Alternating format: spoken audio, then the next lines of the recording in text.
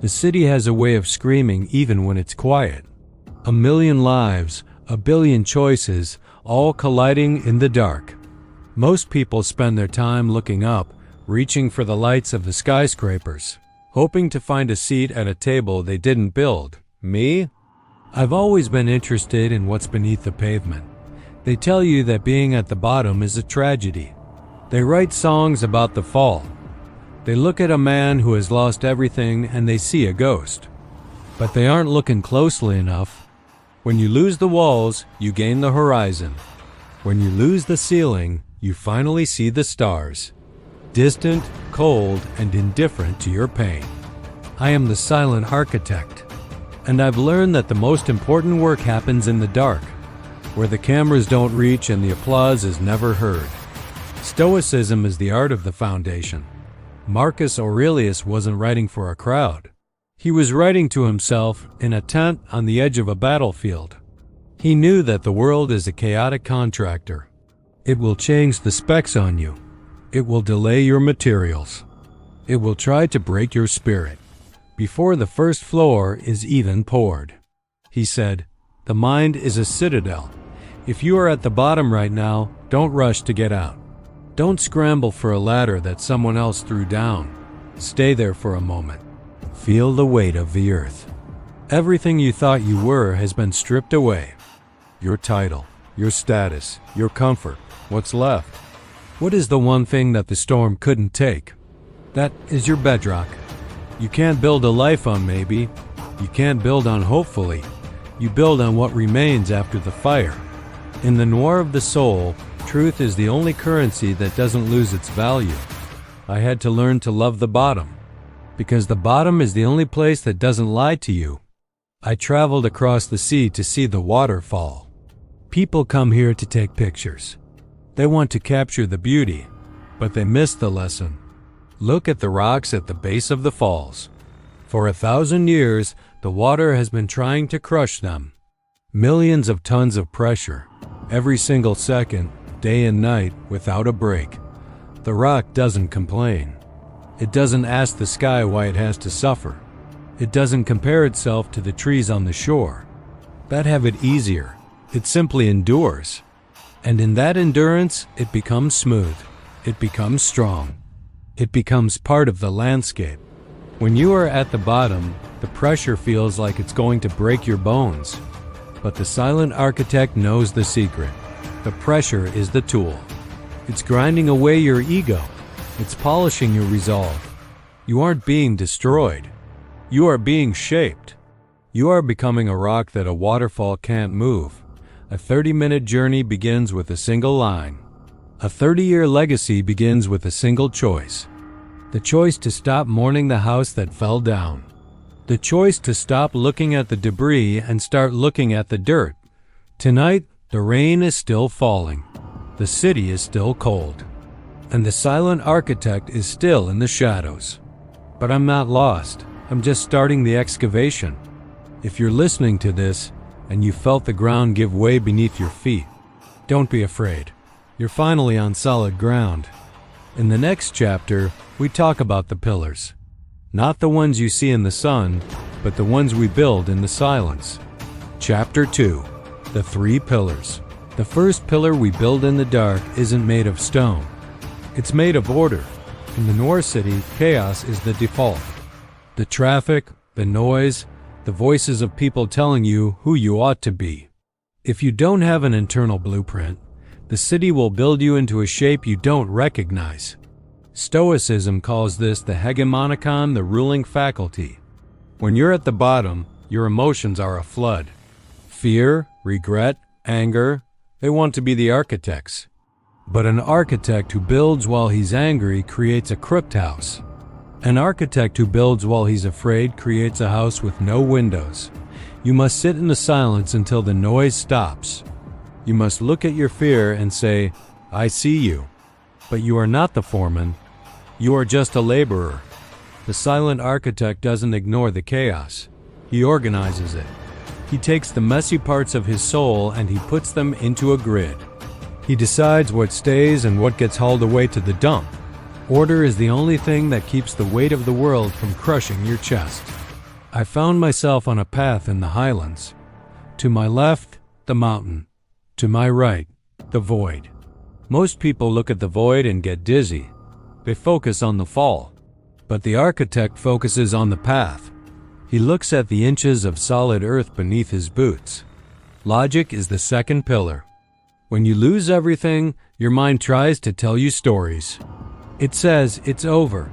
It says you're a failure. These are not facts. These are ghosts. The fact is, you are still breathing. The fact is, you have the knowledge of your mistakes. The fact is, the ground beneath you is solid. Logic is the ability to look at a disaster and see it as a set of math problems. How much material do I have left? How much time remains until the sun sets? What is the very next brick I need to lay? At the bottom, you don't need a miracle. You need a calculation. You need the cold, unfeeling logic of a man who knows that 2 + 2 always equals 4, even when it's raining, even when your heart is breaking. The math doesn't care about your feelings, and that is why the math is your best friend. But logic alone is cold. It's a skeleton without a soul. To stand for 30 minutes or 30 years, you need a pillar that connects the earth to something higher. There's an old text, a blueprint written in the blood of the ancients. Everyone then who hears these words of mine and does them will be like a wise man who built his house on the rock. Notice it doesn't say the wise man didn't see the rain. It doesn't say the wind ignored his house. It says the wind beat upon that house. The silent architect understands that being wise isn't about avoiding the storm. It's about the foundation. If you build your life on the shifting sands of money or fame or the validation of others, you are an architect of a tragedy. But if you build on the rock, on truth, on faith, on the eternal principles that were here before you were born, then the storm can scream all it wants. It can claw at the doors. It can rattle the windows, but it cannot move the foundation. You are at the bottom. The sand is gone. The fake wood is gone. The cheap paint is gone. Look down at your feet. You are standing on the rock. Now, what are you going to build on top of it? Chapter 3. The Ascent. The most dangerous part of being at the bottom isn't the fall. It's the comfort of the mud. After a while, the shadows become a blanket. You get used to the cold. You start to identify with your disaster. You tell people your story of how you lost everything, and you enjoy the pity they give you. It's a drug. And it's a trap. The silent architect doesn't live in his memories. He lives in his blueprints. The ascent doesn't happen with a leap. It happens with a single, boring, heavy brick. It's the choice to get up at 4 a.m. when the world is still gray and your bones still ache from the fall. It's the choice to learn a new skill, to save a single coin, to speak a single truth. One brick doesn't look like much. It doesn't look like a skyscraper. It just looks like a brick. But 10,001 bricks later, you have a fortress. Don't look at the top of the mountain. Look at the space right in front of your boots. That's where the war is won. In the inches, in the seconds, in the silence. In Vietnam, I saw the fog swallow the mountains. You couldn't see the peak. You couldn't see the path. If you moved too fast, you'd walk off the edge. Life is often like that fog. You have a vision of where you want to be, but today, you can't even see your own hand in front of your face. This is where the invisible structure comes in. An architect knows that the most important parts of a building are the ones people never see. The rebar deep inside the concrete, the plumbing behind the walls, the wiring under the floorboards. Your character is your invisible structure.